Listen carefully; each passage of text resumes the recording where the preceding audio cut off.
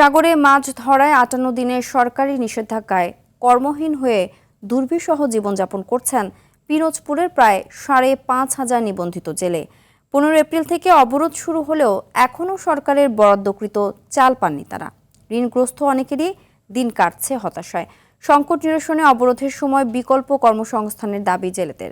পিরোজপুর থেকে শেখ রিয়াজ আহমেদ নাহিদের পাঠানো তথ্যচিত্রে আরও জানাচ্ছেন আব্দুল হামিদ।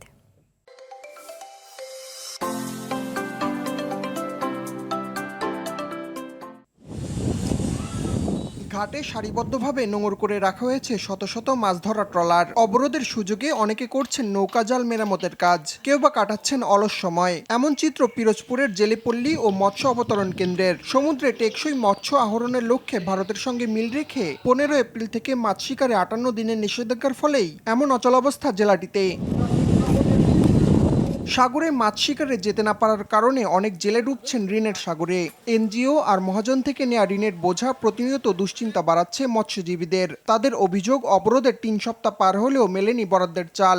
সরকার আমাকে কোনো মোটামুটি একটা সহযোগিতা করতো, তাহলে হয়তো মনে করো নাতি দিলে খাইলে বাঁচতে পারতাম মোটামুটি। নাতি বাদ দিন না থাকলে কোথায় নিজেও না খাই খাই। এই অবরোধের মধ্যে ২-৪ দিন হয় আর হয় না খাইয়েও খাওয়া লাগে। এই অবরোধ দিয়েছে ২০-২৫ দিন হয়ে গেছে প্রায়, আমরা চাল বইতেছি না। সরকার কোনো এই ২ মাসে কর্মসংস্থান যদি চালাই রাখতে আমার সুবিধা হইত। শিগগিরই নিবন্ধিত জেলেদের প্রত্যেককে ৭৭ কেজি করে চাল দেওয়া হবে বলে জানিয়েছে মৎস্য কর্মকর্তা। পিরোজপুর জেলায় ৫,৩৯৩ জন সমুদ্রগামী জেলে ৪১৭.০৪ মেট্রিক টন চাল বিতরণ করা হয়েছে, যাতে পরিবার প্রতি ৭৭.৩৩ কেজি চাল তারা পেতে পারে। এটার আমরা অ্যাডভান্স প্রোগ্রাম শুরু করেছি। কাজ না থাকায় অনেকেই ছাড়ছেন জেলে পেশা। নিষেধাজ্ঞার সময় বিকল্প কর্মসংস্থান সৃষ্টি করে দিলে মানবিক সংকট কিছুটা কাটিয়ে ওঠা সম্ভব বলছেন জেলেরা। আব্দুল হামিদ, RTV।